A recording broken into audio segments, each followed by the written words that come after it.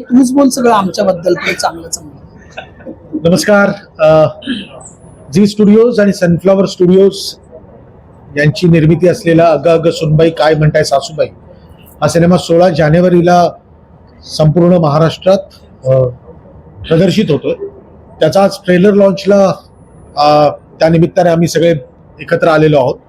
या सिनेमाचा दिग्दर्शक मी केदार शिंदे, ज्या प्रमुख अभिनेत्री आहेत निर्मिती सावंत आणि प्रार्थना बेहरे, आणि झी स्टुडिओचे भवेश आणि सनफ्लॉवर स्टुडिओज तर्फे सना.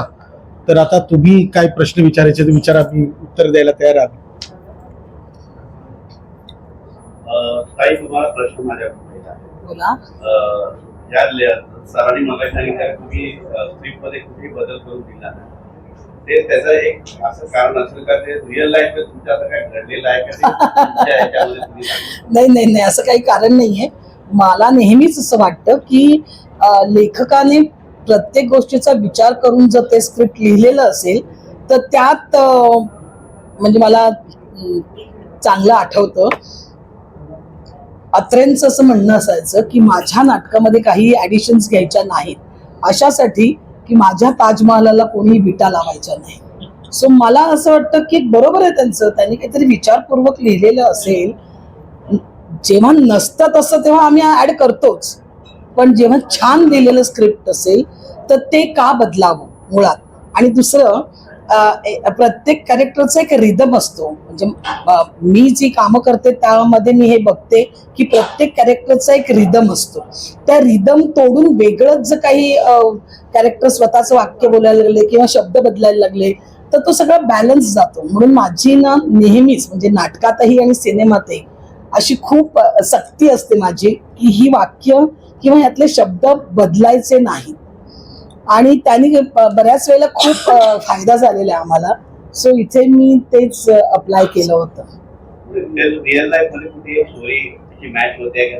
प्रत्येकाच्या आयुष्यात होते ही स्टोरी मॅच, प्रत्येकाच्या. म्हणजे एकदम माझ्याच असं नाही, सगळ्यांच्या आयुष्यात ही स्टोरी मॅच होते. कारण ही स्टोरी एका कुटुंबाची आहे मुळात. ही स्टोरी फक्त सासू सुनेची नाहीये. म्हणजे त्या सासू सुना त्या सगळ्याबरोबर कसं डील करतात, कसं त्या गोष्टींना हँडल करतात याची स्टोरी आहे ही. पण ही एका कुटुंबाची गोष्ट आहे. तर कुटुंबाची गोष्ट असल्यावर प्रत्येक जण त्याच्यात स्वतःला बघणारच. आणि प्रत्येक जण किंवा तुम्ही असंही म्हणाल की माझी मावशी अशी आहे किंवा माझा मामा असा वागतो किंवा मावशीची सून ना अशीच आहे अगदी, असं तर तुम्ही नक्की म्हणाल. त्यामुळे हा सिनेमा तसा प्रत्येकाच्या जीवनाशी संबंधित आहे. प्रार्थना 8 वर्ष मॅरेज आणि त्यातून बरंच काय मगाशी बोलली, आई बद्दल बोलली, परत सासू बद्दल बोलली. म्हणजे तुझ्या या स्टोरीला मॅच होते का पिक्चर?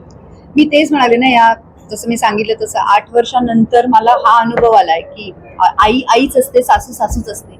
सासू आई होऊ शकत नाही, पण सासू एक खूप चांगली मैत्रीण होऊ शकते, खूप घट्ट तुमची बेस्ट फ्रेंड होऊ शकते. आणि आय थिंक तेच या फिल्म मध्ये पण तुम्हाला फिल्म बघितल्यावर आय थिंक तुम्ही पण तेच अनुभव फॉर शुअर. केदार, आता तू बोलताना असं म्हणालास की झीकडे जाण्याआधी तू आणखी काही ठिकाणी फिरून आलास. खरं तर नाही किंवा गेला होतास? नाही, या सिनेमासाठी नव्हतं. माझं म्हणणं होतं की तो मी झी बरोबर असोसिएट होतो, त्याच्यानंतर मी चॅनल पण हेड होतो ना, त्यामुळे त्या अनुषंगाने बोललो. ते या सिनेमाशी काहीच. बरं झालं तुम्ही हा प्रश्न विचारलात, कारण मगाशी हा जेव्हा म्हणाला ना तेव्हा मलाही असं वाटलं की ह्याने क्लिअर करायला हवं. सिनेमा घेऊन तो इतर ठिकाणी फिरला नाही, सिनेमा घेऊन तो त्यांच्याकडेच गेला. तो इतर ठिकाणी म्हणजे तो खूप वेगवेगळ्या ठिकाणी कामं केली त्यांनी. असं म्हणजे मी जसे झीच्या सिरियल्स केल्या, तशा कलर्सच्या पण केल्या, तशा मी इतर सोनीच्या पण केल्या. मी एका चॅनलचा हेड पण झालो, म्हणून म्हटलं सगळीकडे फिरून मी पण आलो. ह्याचा म्हणजे पुढचा माझा प्रश्न असा आहे की ह्याचा आधीचा तुझा जो सिनेमा होता बाई पण भारी देवा, त्यांनी एक मोठा बेंचमार्क निर्माण केला. जवळपास तो 100 कोटीच्या जवळ गेला होता, पण आपला अजूनपर्यंत एकही मराठी सिनेमा तो टप्पा गाठू शकतो. ही फिल्म गाठू शकते? नाही, असं काय, आम्ही ना ज्या क्षेत्रात आहोत सगळे, आमचं काम करणं काम आहे. तो म्हणजे असं कसं आहे ना की सचिन तेंडुलकर किंवा विराट कोहली मैदानात उतरताना मी आज 100च करीन या भावनेने उतरतात, पण ते नसतं. भारत जिंकला पाहिजे एवढंच डोक्यात असतं. तर माझं स्वतःचं मत आहे की ज्या पद्धतीने आत्ता मराठी सिनेमे सुरू आहेत आणि ज्या पद्धतीने चालतायत, चांगला प्रतिसाद त्या सगळ्या सिनेमांना मिळतोय, तशा पद्धतीचा उत्तम प्रतिसाद आमच्या सगळ्याच सिनेमांना मिळावा म्हणून हे प्रयत्न आहेत. बस. भवेश सर, तुम्हाला या रिलेटेड प्रश्न आहे की हा चित्रपट जास्तीत जास्त प्रेक्षकांपर्यंत पोहोचावा यासाठी तुमचे काही वेगळे मार्केटिंग स्ट्रॅटेजी प्लॅन्स आहेत ते शेअर कराल? हा चित्रपट आपल्यासाठी खूप स्पेशल आहे. तुम्ही मगाशी म्हणालो की ह्या नवीन वर्षाचा हा आपल्यासाठी पहिला चित्रपट आहे आणि जेवढं सुद्धा आमचं लर्निंग आहे एवढे चित्रपट केल्यानंतर ते सगळं पणास लावून ह्या चित्रपटाचं मार्केटिंग आणि डिस्ट्रीब्युशन करण्याचा प्रयास आमचा राहील. आणि जसे हे म्हणाले तसं तुमच्या प्रश्नाचं जे उत्तर तुम्हाला हवं होतं त्या दृष्टीने जास्तीत जास्त जवळ आणि ओलांडावे तो मैसूर ओलांडावा ह्या दृष्टीने आम्ही सगळ्यांचे प्रयत्न असणार आहेत. आणि ह्यामध्ये मी एक मात्र नक्की अंडरलाईन करेन की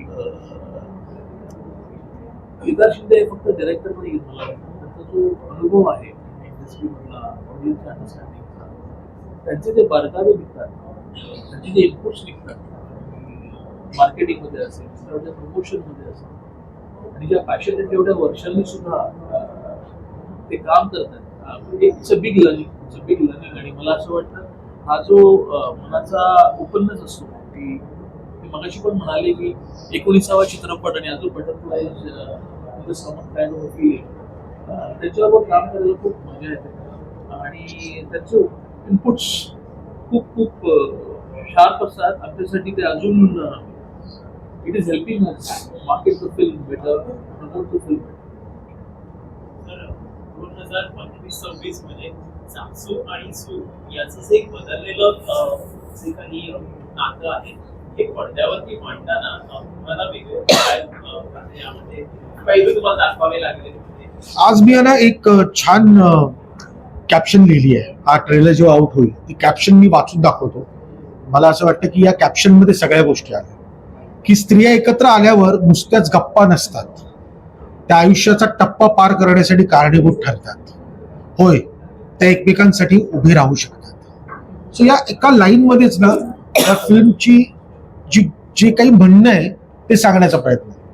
प्रत्येक घरामध्ये 100 98 घरामध्ये कुठेतरी वाद संवाद, मतभेद, विचारांचे अशा गोष्टी असतात, कारण ते जनरेशन्स वेगवेगळे आहेत. पण जसं एका बाईच्या मागे दुसरी बाई खंबीरपणे उभी राहू शकत नाही का, हा जो क्वेश्चन मार्क आहे त्याचं उत्तर हा सिनेमा नक्की देईल. आतापर्यंत म्हणजे आणि बरेचसे रूप केल्याच्या नंतर हा एक असा एक टर्निंग पॉईंट आहे या म्हणजे 2025च्या नंतर नेक्स्ट आपण त्याला म्हणू शकतो नेक्स्ट एक जनरेशनची फिल्म आहे. कसं यामध्ये तुम्ही पाहताय आणि अशा कुठल्या मोमेंट्स आहेत की जे तुम्हाला आवडतील सांगायला आवडतील? आता नाटकांमध्ये तुम्ही भरपूर वैविध्य तुम्ही सादर करत असता, पण फिल्म मध्ये ते एक वेगळे परत एकदा द्यायचं असतं ते. जरा एक मिनिट घेऊ, कारण मला पाणी द्या रे.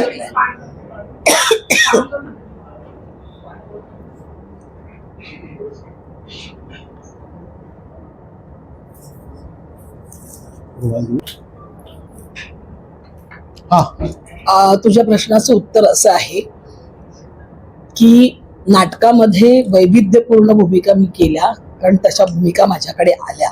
मी खूप सिनेमे नाही केले काही अंतरानंतर, कारण तशा भूमिका आल्या नाहीत. ज्या आल्या त्या मला कराव्याशा वाटल्या नाहीत. आणि जेव्हा मी काहीतरी वेगळं आलं, मग ते छोटं असो किंवा मोठं असो, जेव्हा काहीतरी वेगळी भूमिका माझ्याकडे आली तेव्हा मी केले. म्हणजे त्याचं एक उदाहरण म्हणजे आमचाच झीचा चित्रपट आहे उत्तर. छोटीशी भूमिका आहे पण ती खूप महत्वाची आहे. एका चांगल्या प्रोजेक्टचा आपण भाग होणं माझ्यासाठी खूप महत्वाचं असतं. मला नेहमीच असं वाटतं की सिनेमा जर चालायला हवा असेल, मराठी सिनेमा चालायला हवा असेल, तर प्रत्येक चांगल्या प्रोजेक्टमध्ये माझा हातभार लागला पाहिजे असं मला नेहमी वाटतं. आत्ता दोन्ही आपल्याकडे सिनेमे, मराठी सिनेमे उत्तम चाललेत पहिल्याच महिन्यात 2026च्या, आणि त्या दोन्ही सिनेमामध्ये मी छोटे रोल केलेले आहेत आणि ते उत्तम आहेत. मला स्वतःला असं फिलिंग नेहमी येतं की आपण जे करू, माझं नेहमीच म्हणणं आहे की चालणं न चालणं प्रेक्षकांच्या हातात आहे, पण ते जे मी करेन ते उत्तम असावं निदान माझ्यासाठी याची काळजी मी घेते. आणि हे जे आत्ता माझ्या समोर आलंय ते अत्युत्तम आहे. आता ते तुम्ही ठरवायचंय की ते कसं आहे. केदार सर, आता ट्रेलरवरून हे मात्र नक्कीच निश्चित झालेलं आहे की हा चित्रपट सासूबाई आणि सुनबाई यांच्यामधला समन्वय साधणारा आहे. तर तुम्हाला असं वाटतंय का की समस्त पुरुष वर्ग निर्धास्त होणार आहे आता, की निदान त्यांच्या मनातलं तुम्ही या चित्रपटामधून दाखवताय? हे बघा, मी बाईपण केला होता खरं पुरुषांसाठी केला होता, तो अधिक बायकांनीच बघितला. कारण पुरुषांनी जर बाईपण बघितला असता तर बाईच्या जे काही म्हणणं आहे ते समजून घेण्याचा प्रयत्न झाला असता. पण बायकांनीच एवढी गर्दी केली की पुरुष फार कमी राहिले. यावेळी कटाक्षाने पुरुषांनी हा विचार करण्याची गरज आहे की जर हे आपण या सिनेमाला आपल्या सगळ्या कुटुंबालाच घेऊन गेलो तर मग ना सगळे प्रॉब्लेम सॉल्व्ह करूनच कुटुंब बाहेर येईल. त्यामुळे आता ती जबाबदारी समस्त पुरुषांची आहे की बायका तर जाणारच आहेत, पण पुरुषांनी पण ती बघण्याची गरज आहे की आपण कुठे कुठे हे सगळं टॅकल करू शकतो आणि हँडल करू शकतो आणि काय घडू शकतं जर आपण हे समन्वय साधला तर. सर, पण कधी तुम्हाला समजा डीएम आला की माझ्या घरात सासू सुनेमध्ये भांडण चालू आहे, कुठेतरी मदत करायला माझ्या घरी नाही डीएम आला तर अच्छा डीएम माझ्या घरी भांडण चालू आहे सासू सुनेमध्ये, मी मधल्यामध्ये सँडविच झालेलं आहे, तुम्ही मदत कराल तर तुम्ही त्याला काय सांगाल? नाही, मी त्याला सांगेन की मला त्याच्या अगोदर एक सांगायचं तुम्हाला, बाईपणच्या वेळेस काय असे डीएम्स खूप यायचे आणि त्या सगळ्या ज्या महिला आहेत त्या खूप पर्सनल माझ्याशी संवाद साधायच्या की आमचा काय प्रॉब्लेम आहे. बरं, मी काय डॉक्टर नाही आहे, मी काही थेरपीवाला नाही आहे की त्यांना मी त्यांच्या सगळ्यांची उत्तर देऊ. पण मला आनंद काय वाटला माहिती ना, त्यांना इतका मी जवळचा वाटतोय की ते माझ्याशी संपर्क साधतायत. या निमित्ताने पुरुषांना जर वाटलं माझ्याशी तो संपर्क साधावा तर नक्कीच त्यांना मी त्याची उत्तरं देईन. मी खरं कन्सल्टन्सी काढू का याची? सर, एकच पर्सनली थँक्यू बोलायचंय कारण हा आज चित्रपटाचा ट्रेलर पाहिला, माझ्या डोळ्यात अश्रू आले कारण मी माझ्या सासूला खूप मिस केलं. चला प्रश्न तुला आहे. एक assistant director and an actor, नाव ॲज अ प्रोड्युसर, आणि that you are producing a दिग्गज मराठीचं दिग्गज डायरेक्टर. तर कसं तुला ते सुरुवात कशी होती, कसं वाटतं? दडपण तर आहेच. ते कुठल्याही क्षेत्रात मी असते आणि नवीन काम कुठलंही घेतलं असतं तर दडपण असतंच. असिस्टंट डिरेक्शन केलंय म्हणून थोडं कॅमेरा मागचं कसं असतं ते कळायचं, त्याच्यामुळे शिकली. ऍक्टिंगमुळे कॅमेरा पुढे कसं असतं अख्खं तेही शिकली. आणि प्रोड्युसर म्हणून किती पैसा लागतो आणि किती ऍक्च्युली कठीण आहे. असं वाटतं की नाही प्रोड्युसरने काय पैसे दिले की झालं काम संपलं, होते फिल्म, पण तसं नाहीये. सगळ्यात कठीण ऍक्च्युली माझ्यासाठी प्रोड्युसर म्हणणंच होतं. तू अनेक दिग्गज निर्मात्यांबरोबर काम केलेलं आहे, सना बरोबर तुझा एक्सपिरियन्स कसा होता? ती निर्माती म्हणून तुला कशी वाटली, त्याच्याबद्दल काय सांगता? माझी मुलगी म्हणून नाही बोलत आहे, पण सॉर्टेड आहे ती. आणि मला या दोघी सांगायच्या, अरे ती सना येऊन आत्ता आमच्या वॅनिटीमध्ये येऊन गेली. मला पत्ता पण नाही लागायचा की ज्यावेळेस ती काही बोलायचं असेल, तिला काही पर्सनल बोलायचं असेल, काही व्यवहाराचं बोलायचं असेल, क्रू बरोबर कशा पद्धतीने वागायचं, ती माझ्या सेटवर आयुष्यात कधीच प्रिन्सेस म्हणून आलेलीच नाही. आजही माझ्या बाजूला जेवायला बसण्याच्या ऐवजी ती जास्तीत जास्त माझ्या असिस्टंट बरोबर जेवण्याचाच प्रयत्न करते की तिने सगळं बघितलंय ना घरात. त्यामुळे आजही यांच्या बरोबरचे आता तिचा पण संपर्क निर्मितीताई बरोबर आणि प्रार्थना बरोबर पहिल्यांदाच आला. पण ते प्रोड्युसर ती कशी आहे हे दिग्दर्शक म्हणून मी सांगण्यापेक्षा ना या दोघी जण सांगू शकतील की ती प्रोड्युसर म्हणून कशी आहे. मला तर ती माझेच पैसे देत नाही. नाही, my money is my money, your money is your money असं. अजून खूप लोकांचे पैसे दिलेले नाही फोन मला, सो त्यांना थँक्यू. आणि थांबा थोडं देतेच. सगळा प्रार्थना आणि मुळात गेल्या वर्षी महाराष्ट्र शाहीर मधलं तुझं गाणं तोरल्या मधमास, त्याच्यावरती अनेक जणांनी रील्स केले आणि आता अगं सुनबाईवरती रील्स होत आहेत. जेव्हा अनेक जण ही रील्स करत असतात त्यांनी म्युझिक पोचत असतात, तर म्युझिक बद्दल तुम्हाला तिघीनं काय वाटतं, की मला ऐकायचं? मला वाटतं संगीत हा प्रत्येकाच्या आयुष्यातला अगदी अविभाज्य घटक आहे. कारण ते संगीत नसेल आपल्या आयुष्यात तर आपण आनंद कसा साजरा करणार.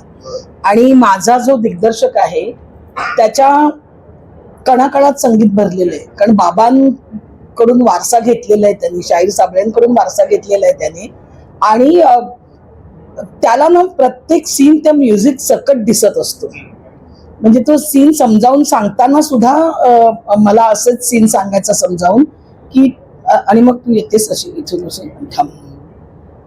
आणि मग ते म्हणजे करताना नॉर्मल सीन असेल पण माझ्याही ते लक्षात यायचं की इथे काहीतरी याला म्युझिक वापरायचंय.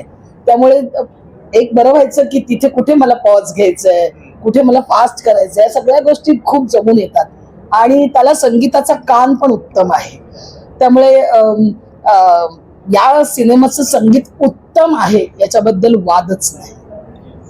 कॉन्टेंट मेकर्स आणि खास करून मला प्रोड्युसर्सचा एक प्रश्न म्हणजे विचारायचा आहे. आता कन्सिडरिंग ओटीटी प्लॅटफॉर्म आणि आता जिकडे सगळीकडेच आता म्हणजे आपल्याकडे सिनेमा येतोय तर सासू सून या नात्यामध्ये तर वेगळे वेगळे शेड्स खूप दाखवणं महत्वाचं आहे.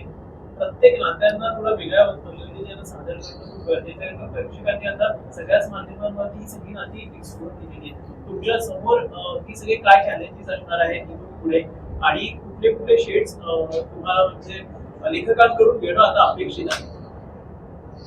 त्याचा वेगळा परिसंवाद होईल. हा नाही मला कळलं नाही. कॉन्टेंट क्रिएटरला हा प्रश्न आहे. कॉन्टेंट मेकर्स म्हणजे लेखक. त्यामुळे मला वाटतं की याच्याबद्दल आपण नंतर सविस्तर याविषयी बोलू शकतो. याच्यात काही संपर्कात येत नाही. आमच्या प्रोड्युसर म्हणून, दिग्दर्शक म्हणून आणि अभिनेते म्हणून पण आम्ही हेच सांगू शकतो. Thank you very much. Thank you. Thank you.